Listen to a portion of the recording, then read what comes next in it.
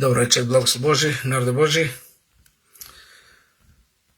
Blagoslov svima koji će se uključiti i slušati Božju reč večeras. Tema nosi naslov ko može ratovati protiv zveri ili ko može protiv zveri. Kratko i jasno, ko može protiv zveri, znači ko može ratovati protiv njega.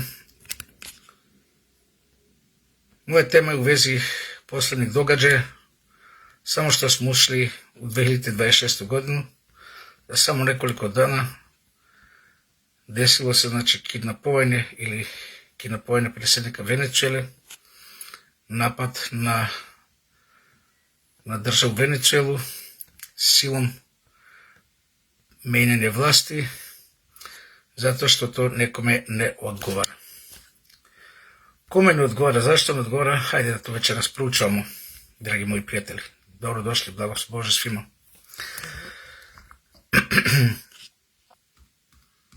Nadam se da me gledate dobro.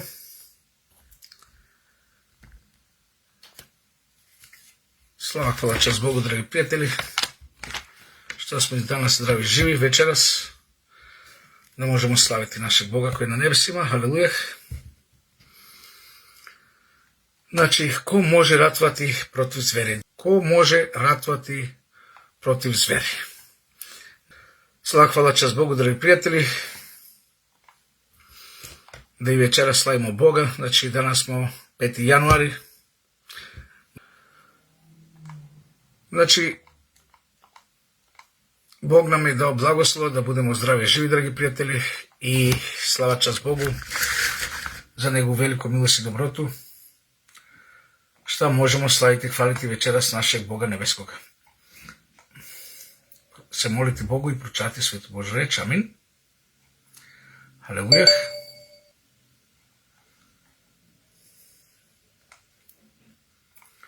Ali slava čast Bogu da možemo proučavati Božju reč. Dobro večer svima, blagoslov Bože, Bog sa nama i ovo večer, da nas Bog blagoslovi. Molimo se Bogu. Oče naš koji si na nebesima, u imenu Isusa Hrista, našeg večnog spasitelja i Gospoda, mi te slavimo, Bože veliki, slavni i pradavni Oče, za ovo večer što možemo u miru i blagoslovu proučavati tvoju svetu reč. Mudrost i razuma daj nam, posebno meni, Duha Svetoga, da mogu objasniti samo meni pa ostalimo ono što hoćeš večeras da nam uputiš i kažeš. Proslavi se preko mene večeras, Gospode, tebi slava čast u imenu Isusa Hrista, pokrij nas njegovom krvlju. Mi te volimo i obožavamo, Oče nebeski. Milost molimo te sada za neke prijatelje, odnosno braća i sestra koje smo se molili malo pre, za ono malo dete Sengi, 15-godišnjog, koji izdržava svoju babu i sebe, nema oca, nema majku. Milost za njega, da ima gde spavati sa svojim bakom ili deda, ne znam tačno ko je s njim. Blagoslovi da imaju smeštaj i da imaju šta jesti i piti, a mi kao starešinska grupa koji slušamo svaku večer tvoju reč, ne daj da budemo stegnuti srcima, hladnim srcima, nego blagoslovi nas da im nešto pošaljemo, novca da može u ovom zimskim danima preživjeti i imati za život, Gospode. Molimo te za Silviju, naša sestra, Gospode, da je posvetiš sada krvlju Hristom. Krvlju s Hristom da je poškropiš, očistiš od svakog zla i spiritizma šta joj je učinito. Oprosti joj svaki greh i zlo, jer smo svi grešni zločinci, Gospode. Ali ti si naša pravda, Bože naš. U Isusu Hristu mi su sveti i čisti, zato molimo te sada uračunaj i dodeli Hristu pravodnost Silviji, da bude zdrava i živa i da te slavi i hvali i zdravim razumom. Mi te volimo i obožavamo, Oče naš. Slava ti što ćeš uslišiti ove nedosto molitvu u dostojnosti Hrista Isusa i tvoj ljubav prema nama. Haleluja, osana tebi, Bože naš. Amin, amin, amin. Haleluja, slava čast našem Bogu na nebesima, dragi prijatelji. Prijatelji Boži, proučavamo večeras Božju reč iz Otkrivena 13. glava, 4. stih. Ko je kao zver i ko može ratovati sa njom? Ko je kao zver i ko može ratovati sa njom? Braćo moji, sestre moji, dragi prijatelji, vi ste vidjeli samo za nekoliko dana što smo ušli u 2026. godinu, znači kalendarski, prema ovom kalendaru računajno vremena. Desilo se nešto nepredvidljivo, desilo se nešto veoma strašno, desilo se nešto što je nemoguće, a to je da je su Sjedinjene Američke Države napali Venezuelu, odnosno predsjednika njihovog Maduru, oteli ga, kidnapovali, ne znam kako da to nazovem. Dragi moji, kao što možete gledati, vidjeti ovu sliku, ovo je strašno užasno, dragi prijatelji, narode Božji. Ko je kao zver i ko može ratovati sa njom? Na šta vam ovo asocira? Napišite na komentare, molim vas, sarađujte večeras, pišite slobodno. Bilo da je to da se slažete sa mnom ili ne slažete se, izvolite. Dragi moji prijatelji, Otkrivenje 13. glava 4. stih je predvidela, prorokla.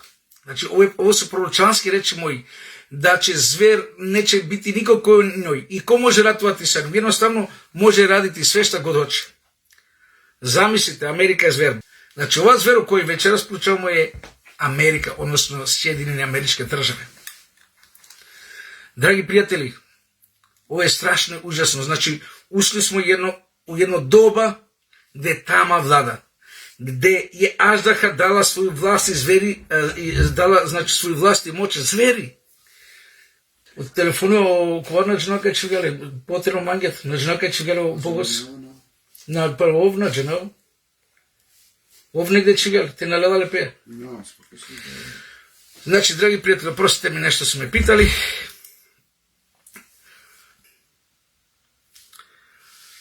Окей, идемо дале sa našom temom, znači, braćo moji, prijatelji moji. Ko može ratovati sa njom? Vidite li, jednostavno, uzeli su svoju avijaciju, znači avioni, helikoptere, ne znam šta još tamo, brodove, ušli su u Venezuelu, u glavni grad Caracas, oteli predsjednika i čao, nikome ništa. Ali, sad možda ste se pitali, možda ne, pa da li Venezuela ima armiju? Da li Venezuela ima svoju vojsku? Dragi moji, da li Venezuela ima svoju armiju, svoju vojsku? Pa gdje je bila njegova vojska da zaštiti svog predsjednika? Nijedan ispalili, nismo ništa čuli ili čitali, ili da nam neko kaže da je ispalen neki metak ili neka raketa ili neka bomba da je eksplodirala. Došli samo jednostavno, uzeli ga kao nekog kriminalca, kad hapse po kućama, policiji i tako, odneli ga, znači svetski policajac USA, zver. Zver je otkrovena, druga zver. Postoji prva zver. Dragi moji, čitamo sad Otkrivenje 13. glava 16. stih, slušajte dalje. Otkrivenje 13. glava 16. stih šta kaže? Ona je prisilila sve. Pazite, slušajte, čitajte dobro, dragi moji. Ona je prisilila sve, i mali, i veliki, bogati, siromašni, slobodni i roboje, da im se utesni žig na desnu ruku ili na čelu. Večeras ne proučavamo ni žig, ni ništa drugo, nego ono prisilila. Ona je prisilila. Dragi moji prijatelji, Zuhar Bušov, dobrodošli.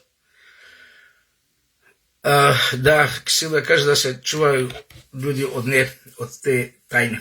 Tako je. Bog da te blagoslovi, Silvije. Amin. Prijatelji moji, narod Božji, ona je prisilila sve. Šta je uradila s Venezuelom? Prisilila.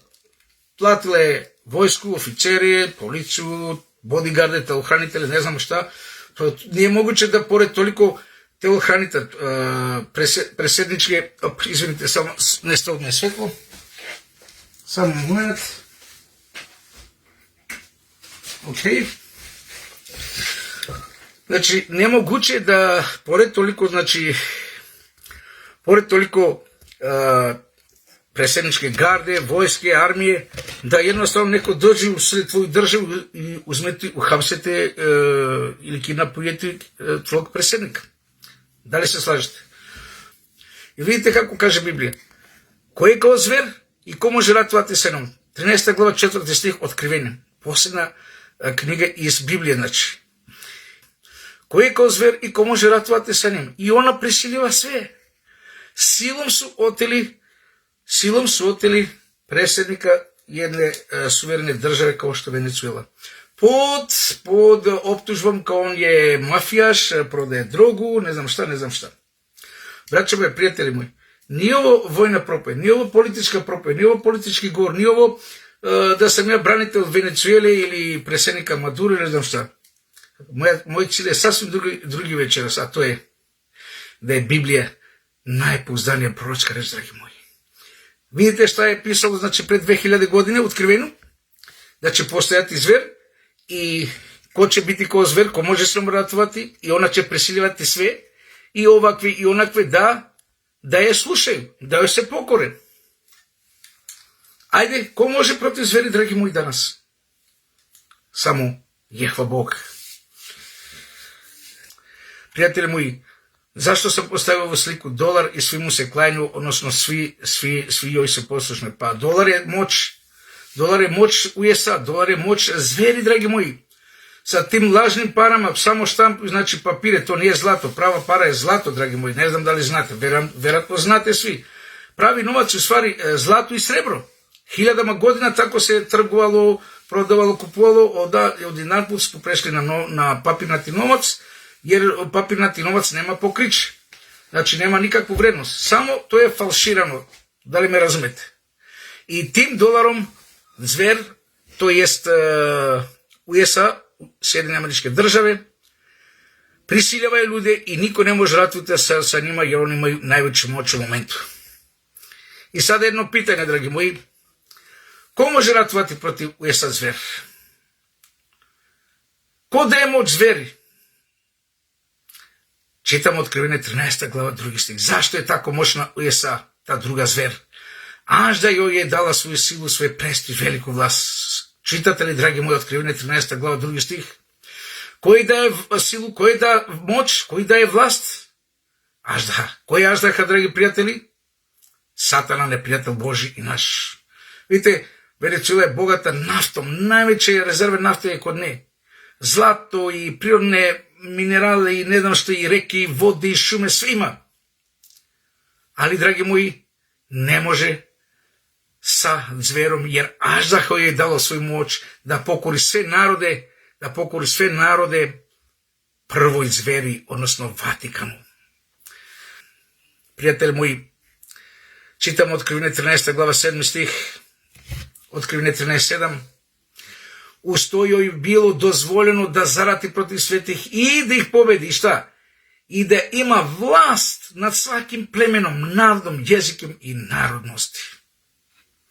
Ovo je proročanstvo pred 2000 godine, dragi moji. Da li se to upravo dešava? Da li ima dozvolu da ima vlast? Jel ima vlast USA, zver, na svakim plemenom, narodom, jezikom i narodnosti? Recite, slobodno napišite. Prijatelji moji, ima li neko pleme, ima li neki narod ili jezik ili narodnost koji može da pobedi USA? Recite mi, napišite slobodno, molim vas. A to je Biblija prerekla pred 2000 godine. Pre 150-170 godina, kad je živjela Ellen White, to je znači naša sestra, sluškina Božja, koji je Bog dao objašnjenja Biblije. Ona je pisala kad Amerika nije bila niko i ništa, znači 1800-ih, pre kraju 19. veka, znači kad USA nije bila nikakva sila, samo ekonomija, tamo su išli ljudi da se obogate. Šta se dešava u to vreme? Znači, ona je pisala proročanstvo Biblije da će USA biti supersila i najmoćnija državna sila pre Hristovog dolaska. I to se dešava. Jel tako ili nije tako? Ajde recite. Laže Bože reč ili ne? Nijedna država, nijedno pleme, nijedan narod, nijedan jezik ne kaže čak ću vam reći političari Makedonije, ne mogu da kažem Makedonci ili Makedonija, oni su samo znači kao predstavnici tih država, bilo koja vlada, ali to ne znači da je to ta država, na primjer srpska vlada, ne znači da su to celo Srbija ili Kosovo ili Bosna, ne znači da su to oni što su na vlasti, da je to taj narod. Prvi koji su čestitali i podržali hapšenje venecijskog predsjednika, odnosno kidnapiranje, je bila, nažalost, Makedonija, odnosno makedonski političari, koja strahota da se umilkaju, šta kažu u vojsku, znate, grebač, da se grebe, evo, mi smo sa vama, evo, mi smo vam poslušni, mi smo vam pokorni, samo dajte novac. Dragi moji, novac je postao Bog ovoga sveta i ko što smo gledali prvu sliku, upravo se to događa, dragi moji, Svi se klajnu pred američkim dolarom, odnosno pred američkom okupacijom, pred američkom vlasti, odnosno zveri. Dragi moji, prijatelji moji, Otkrivene 13. glava 10. stih. Otkrivene 13.10 kaže ovako. Treba li ko da ide u progonstvo? U progonstvo će otići. Treba li ko da bude ubijen? Mačem će biti ubijen. Evo u progonstvo su odneli venecijanskog predsjednika. Makedonskog premijera Nikola Gruevski zamalo da ga ubiju. Isto je otišao u progonstvo, odnosno pobegao je u Mađarskoj, spasio život sebi i svoje porodice. Pretili su mu direktno, u to vreme nije bio predsjednik, znači kako se zove sad, ne interesira me Biden, znači bio je kao zamjenik, kao nešto veliko i on mu je direktno pretio, znači ako ne bude poslušan njima da će ubiti njegovu decu, familiju, njegovu ženu i na kraj njega. Ovo je čista istina, dragi moji. Neka kaže ko šta hoće, on je bio lopov, ko nije lopov kad je na vas? Recite mi, ima li neka vlada, ima li neki predsjednik ili premijer ili ministri koji ne kradu od državnih para? Recite mi da ima negdje na svijetu, možda Japan, možda neko carstvo, ne znam, ali 90% su svi isti. Zatim, onog predsjednika Sirije, zaboravio sam sad kako se zvao, da ne pobjegu u Rusiji, ubili ga, je tako? Ubili su Gadafija kao diktatora. Sad, pitajte Libijce kako živu. Da li mi je bilo bolje tih 40-50 godina sa Gaddafijem ili sada kad su dobili američku demokratiju, odnosno demokratiju zveri. A to je ropstvo, dragi moji. Prisiljava silom. Šta kaže ovdje Otkrivene 13.10? Ko treba da ide u progonstvo, ko u ropstvo, ko da ubijen. Vidite kako kratko jasno, Otkrivene 13.10. Samo da pokoru sve narode. Ovo je Biblija prorekla, dragi moji, pred 2000 godine. I ovo se događa, ostvaruje se ovo proročanstvo pred naše oči. S ovom temom hoću da se ohrabrimo, snažimo, ojačimo, da imamo poverenu Božju reč, dragi prijatelji. Jer sve što je pisano u Bibliji, sve se ostvaruje. Ima možda još 2, 3, 4 proročanstva i kraj. Veoma malo vremena ima, dragi moji. Čitamo Otkrivene 13. glava 12. stih. Otkrivene 13.12. Ona je učinila da se zemlji i njeni stanovnici pokloni prvoj zveri koja je bila zacelila smrtna rana. Pazite, znači postoji prva i druga zver. Druga zver, cijelo vrijeme govorimo, znači Sjedinjene Američke Države, ali prva zver koja je? Da li se sjećate? Prva zver prema otkrivenju jeste Rimokatolička crkva, odnosno Vatikan. Ne vernici, nego oni koji upravljaju zatkulisa, za zavese, znači sakriveni, znači crni papa, nije crna sveg obučeno crno, koji su masoni, jezuiti, tako dalje, koji upravljaju Vatikanom, dragi moji, ali većinom vernika to ne zna, nažalost.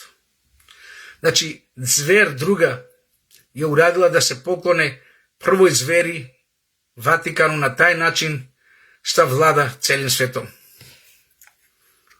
Ko može ratovati protiv zveri? Evo sada, ajde da razmislimo malo logično, pazite, nemojte samo čitati i slušati, aktivirajte i vaš mozak, dragi moji. Tražite objašnjenje Duha Svetoga da nam Duh govori. Gdje je sada prijatelj Venezuele, Rusija i Putin? Birane, gdje su sada Rusija i Putin kao severni car, kao neka sila da pomogne? Dragi moji, Biblija je pred 2000 godina prorekla da će postojati jedna super sila koja će prisilno vladati svetom, a to su Sjedinjene Američke Države ili druga zver, dragi moji. Narode Božji, pred 4 godine, samo što je završila korona, sjećate se, Rusija je napala Ukrajinu, specijalna misija, koja je trebala da traje nekoliko dana, i stvarno nekoliko dana, 3 ili 4 dana, oni su ušli u glavni grad Kijev, osvojili su cijelu Ukrajinu i onda stigli u Kijev da ga osvoje i onda odjedan put nazad napustili celosnu Ukrajinu i vratili su se nazad. A Ukrajina nije imala kao dve ili tri Jugoslavije nekadašnje, kao naša, kao zajednički ex-Jugoslavija i Albanija i Bugarska i Grčka i Rumunija i Mađarska, toliko otprilike velika, da velika je, veoma velika je Ukrajina. I oni su za nekoliko dana vratili u Rusiju ponovo na svoje granice i produžili rat. I braćo moja, šta mislite sada? Da li su tu čista posla? Kako može sad, mi smo se toliko žrtvali, napali, vojovali, na kraj, ajde vraćamo se nazad, a stigli smo u glavni grad, još ne ga da osvojimo i gotovo, još možda nekoliko sati ili dan, dva i gotovo je, završila je borba. Nego da ima rata. I Rusija je pod komandom Sjedinjenih Američkih Država, odnosno pod komandom prve zveri, dragi moji. Ajde, sjećajte se COVID-a. Ako nisu bili pod komandom prve zveri Vatikana, Rusije, zašto su onda i oni prihvatili vakcinirane, COVID, zaraza, COVID, ovo, zašto? Jedini u svijetu koji nisu prihvatili je bilo Belarus. Predsjednik je rekao, ja ne vidim zašto da zatvorim fabrike i prodavnici i da uvedem policijske časove, on to nije uradio. Ni vakcina obavezna, ni policijski časovi, ništa, dragi moji. To je nezavisna država, to je nezavisni predsjednik koji nije sluša prvu zver ni drugu zver. A Rusija je to sve uradila. Razmislite dobro, da li sam u pravu ili lažem sam sebe. Čitam Otkrivine 13. glava 1. stih. Otkrivine 13. glava 1. stih, šta kaže tamo? Bože reč, zatim sam vidio iz mora izlazi zver. Imala je 10 rogova i 7 glava. Na rogu je imala 10 kruna. Mi smo puno puta proučavali Otkrivene 13. glavu, dragi moji. Ali Otkrivene 13. glava ima mnogo šta da vam kaže za 21. vek, za vreme pre kraja sveta, za vreme pre dolaska našeg cara nad carevima i gospodara nad gospodarima, Jehova Isusa Hrista. Zatim sam vidio, kaže, kako izlazi iz mora zver. Imala je 10 rogu i 7 glava, na rogu je imala 10 kruna. Ovo je prva zver, dragi moji, to je Vatikan, Rimokatolička crkva. Ovo je Vatikan koji komanduje sa NATO paktom, koji komanduje sa Evropskom unijom, koji komanduje sa Sjedinjenim Američkim Državama, sa Engleskom, Francuskom, Nemačkom, Rusijom i tako dalje i tako dalje. Sjećate se, ja sam i pre 3 godine i 5 godine govorio o tome da su nezavisne države ostali još, kad kažem nezavisne, znači neposlušne novom svjetskom poretku, neposlušni USA, neposlušni Vatikanu, papstvu, ostali još Venezuela, Iran, Severna Koreja i možda Belorusija, tu negdje. Sjećate se? I u to vrijeme je bila i Sirija, da i oni su bili neposlušni. I sada, dragi moji, ostali su još 2 države, znači Siriju su oborili, Veneciju su oborili, još Iran i Severna Koreja. Kako će to ostvariti, ja ne znam, ali oni imaju plan i žure da to urade, žure da to, brzaju se da to sve završi. Dragi moji, zašto se sve ovo dešava? Zašto se ovo sve događa, dragi moji? Pa Biblija je to prorokla. I čitamo, 2. Petrova poslanica, 1. glava 19. stih, 2. Petrova 1.19, šta kaže? Imamo najpouzdaniju proročku reč, haleluja! Imamo najpouzdaniju proročku reč, dragi moji prijatelji. Zato večeras govorimo o ovoj temi, Otkrivene 13. glava. Proročanstvo da će Vatikan vladati 1260 godina. Ta vlast je trajala od 598. do 1798. kad je Napoleon Bonaparte oborio Rimsko carstvo, odnosno Vatikansko carstvo. Nanio je jednu ranu, ali ta rana se zacelila i krajem 80. godina, 89. sa rušenjem Berlinskog zida, sa raspadom SFRJ, naše Socijalističke federativne republike Jugoslavije, i raspadom Sovjetskog saveza, nastalo je novo doba, odnosno zacelila se rana Vatikana, odnosno prve zveri. I sada ta prva zver koristi jednu novu zver, druga zver koja izlazi iz zemlje, koja gori kao jagnja, a u stvari je zver, to su Sjedinjene Američke Države, vlada sa njima celim svetom, dragi moji, svi su joj poslušni. Čitamo sada 2. stih, Otkrivene 12.12. Zašto se, znači, sve ovo tako odjedanput događa? Zašto se sve ovo naglo sve događa? Čitamo, znači, Otkrivene 12. glava 12. stih, gdje kaže ovako: ali teško vama na zemlji i moru. Zašto? Jer je đavo s velikim gnevom sišao ka vama. Zašto, dragi moji? Zato što zna da mu je ostalo malo vremena. Znajući da mu je ostalo još malo vremena. Zna da će uskoro izgoreti, nestati, umreti, ići u propast, u večnu smrt. Svi oni koji su njemu poslušni, svi oni koji budu primali žig zveri, svi oni koji budu odbacili Duha Svetoga, svi oni koji sarađuju sa NATO paktom, sa Evropskom unijom, koji su pokorni USA, odnosno drugoj zveri, prvoj zveri, Vatikanu, oni imaju još malo vremena, a zajedno sa njim i demoni, dragi moji. Đavo zna i njegovi demoni da imaju malo vremena i zato oni u žubanu rade da obore sve vlade sveta i da ih uvedu pod vlast jedne uprave, jedna svetska sila, odnosno jedna vlada svetska, jedan predsjednik, a to će biti Antihrist, koji će veoma kratko vreme, možda meseci su u pitanju vladati i onda dolazi naš spasitelj Isus Hristos. I čitamo 2. Petrova 10, jer dan Gospodnji će doći ko lopov. I tada će nebesa sa silnom bukom nestati i nebeske sile biti u ognjem uništene, a zemlja sa svim što je na njoj izgoriti. Dragi moji, đavo i demoni znaju da će uskoro ova zemlja, prema proročanstvu Biblije, prema reči Božoj, Svetom pismu, izgoriti ova zemlja i sve što je na njoj izgoriti, sve će biti uništeni i sami demoni i sa njima i đavo. Gdje ćemo mi biti, dragi moji? Šta će biti sa nama? Šta će biti sa nama? Kome će mi biti poslušni? Kome ćemo biti pokorni? Koga ćemo slušati? Šta ćemo primiti? Pečat Božji, večni život ili žig zveri, večna propast, večna smrt? Vidite, dragi moji, svi oni koji nisu im po želji, oni ih čiste, uništavaju i likvidiraju. Sećate se, Saddam Hussein, Irak, pa zatim Libija, Gaddafi, pa zatim ovo, pa zatim ono. Počeli su znači sa nepokornim političarima, a zatim će preći na narod Božji, na oni koji svetkuju Boga, na oni koji drže se Božje reči, na oni koji čuvaju 10 Božjih zapovjedi, zakon Božji, volju Božju, na oni koji dižu zastavu. I bit će velika borba između dobra i zla. Biće velika borba šta je pečat Božji, šta je žig zverin.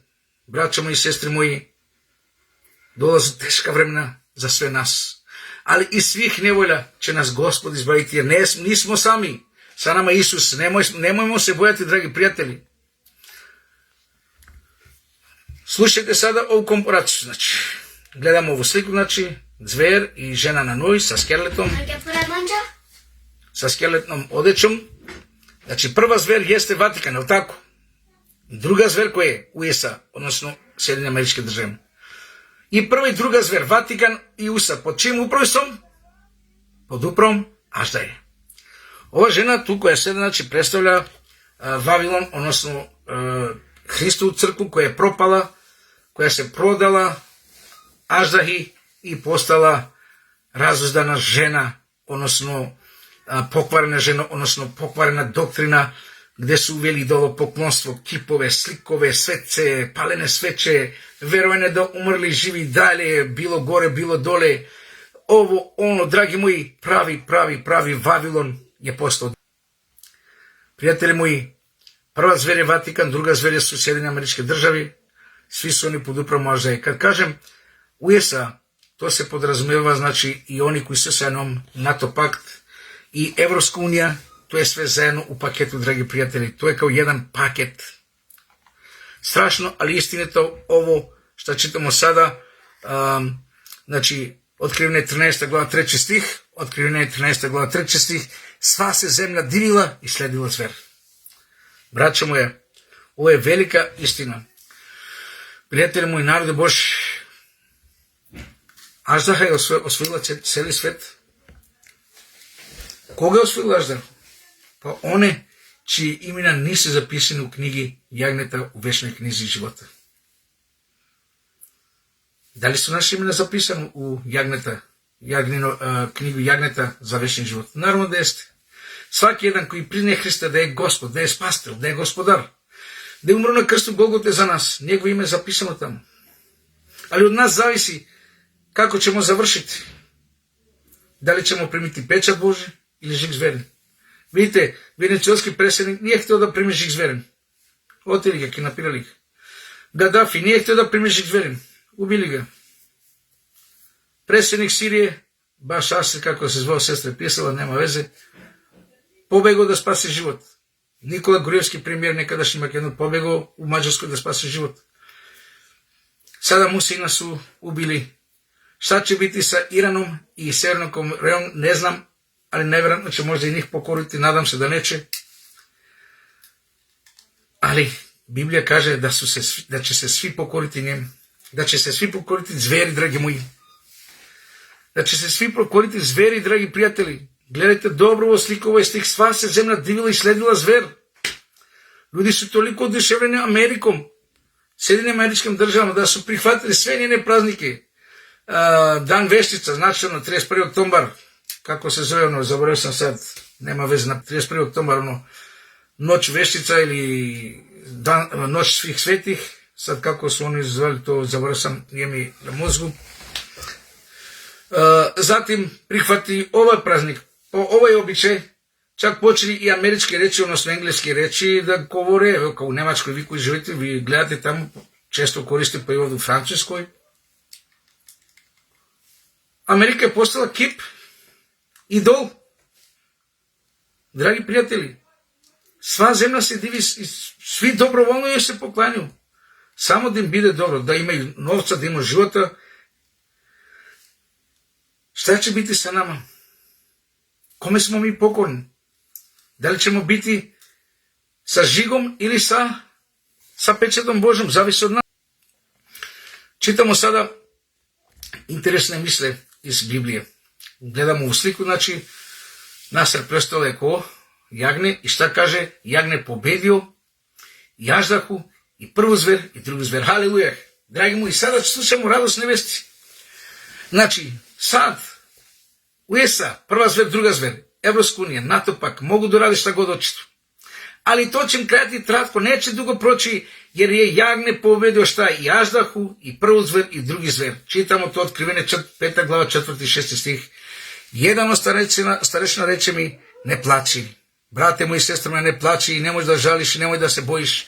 Zašto? Vidi, kaže, pobedio je lav iz Judina plemena, haleluja. Prijatelji moji, radosne vesti da je pobedio lav, Isus Hristos, naš spasitelj i gospodar, haleluja. Dan veštica, tako je, sestro Siveta. Prijatelji moji, radosna je vest da je jagne Bože Hristos pobedio i aždahu, i prvu zver, i drugi zver, i Evropsku uniju, i NATO pakt, haleluja. Čitamo Otkrivene 5.6, jagne Bože nasred prostola. Isus i nama daje svoju pobedu preko svoga Duha Svetoga, dragi prijatelji. Zato molimo se svaki dan da nas Duh Sveti ispuni, da nas Duh Sveti promeni, da nas Duh Sveti nanorodi, da nas Duh Sveti vodi, ohrabri, snaži, jer Isus rekao, a kad sin čovjek će se vrati na zemlju, da li će naći veru? Dragi moji, ovo je veoma ozbiljno i seriozno pitanje. Ovo će biti stvarno strašno, užasno vreme koji sledi pred nama, u smislu progonstva, u smislu krize koja će nastati, nevolje, ekonomske, zdravstvene, socijalne, na bilo koji način, na sve, nema pole gde neće biti nevolja, dragi moji.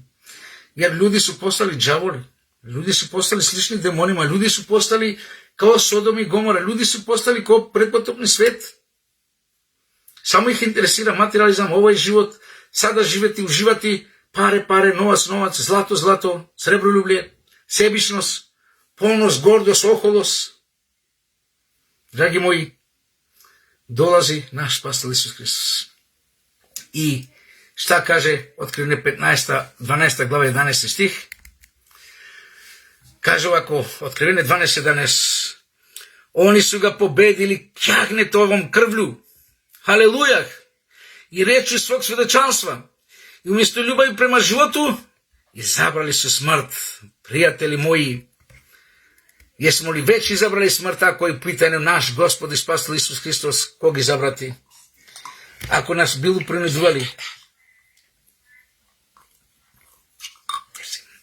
ako nas budu stegli, kao što smo čitali na početku, da će prisiliti druga zver i prva zver, prisiliti sve, bogati i siromašni, i ovo i ono šta, da budu poslušni i prime žig zveri. Prijatelji moji, ovo je obećanje, ovo je proročanstvo da smo mi pobedili, da mi pobeđujemo i USA, drugu zver, i Vatikan, prvu zver, i Evropsku uniju, i NATO, i sve zakone bezbožne, sodomske, gomorske, i sve prisile krvlju našeg spasitelja i rečju našeg svjedočanstva.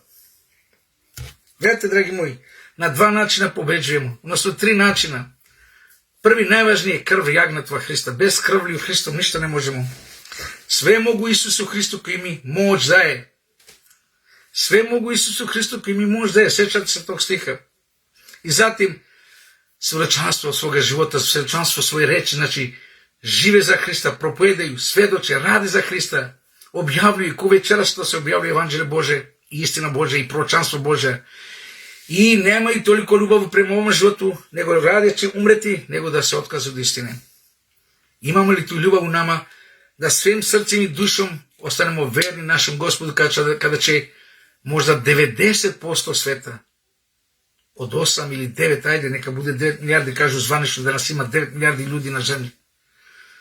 Braćo moji i sestre moje, narode Božji, od 9 milijardi, možda će 8 milijarda i 900 miliona ljudi primiti žig zveri i biti pokorni prvoj i drugoj zveri, a samo možda oko 100 miliona će primiti pečat Božji i biti verni Boga.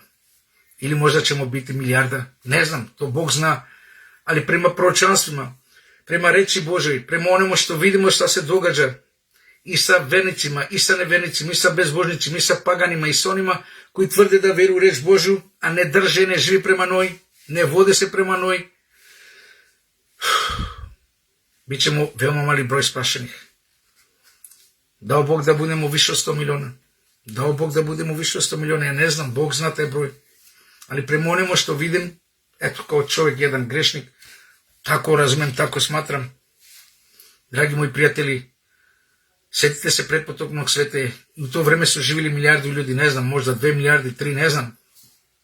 Evo neka bude i 500 miliona ljudi. Koliko su se spasili, šta kaže Božja reč? Samo 8 duša, samo 8 vernih sluga Božji. Nije bilo ni 100, nije bilo ni 1000. Ispod 10, dragi moji prijatelji, nije bilo ni 10 pravednika u celoj toj gomili ljudi, mnoštvo ljudi, 500 miliona, milijarda, 2 milijarde. Prema nekim proročanama bilo je nešto više od milijardi ljudi. Samo 8 duši, dragi moji.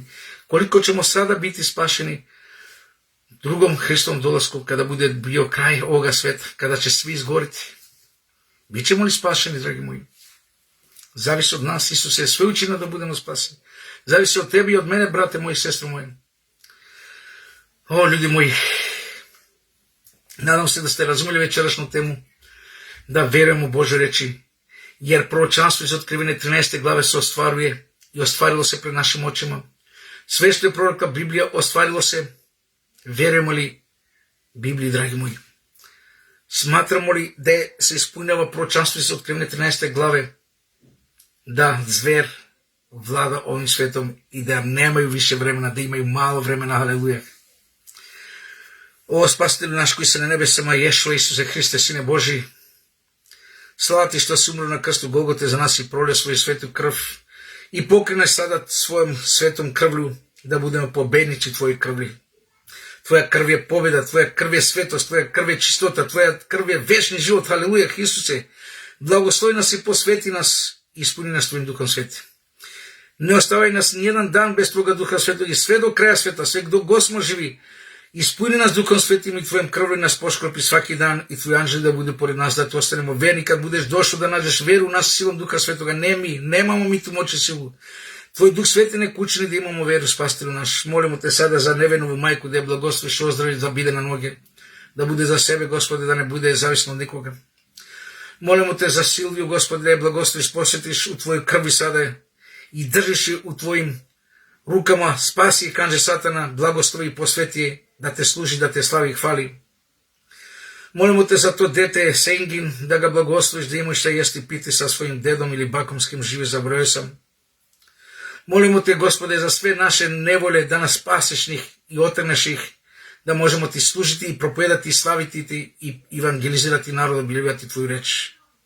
Mi te volimo, Spasitelju naš, dušim i srcem, i blagoslovi nas dušim i srcem da te volimo i slavimo.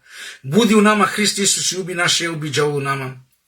Slava ti, hvala ti čas, što ćeš to uraditi da budemo pobednici u krvi tvojoj. Halelujah, amin, amin, amin. Osana tebi, Isuse Hriste, amin, halelujah, amin. Dragi prijatelji, nadam se da smo se večeras ohrabrili. Braćo moja, cilj ove propovedi je bilo znači da vidite da se ostvari u proročanstvu iz Biblije, pogotovo Otkrivenje 13. glava. Večeras ili sutra uzmite 13. glavu Otkrivenja, proučavajte je, molim vas. Vidjet ćete, Duh Sveti će možda vama nešto otkriti što možda meni nije otkrio. Bog da nam sve blagoslovi vodi. Halelujah, amin.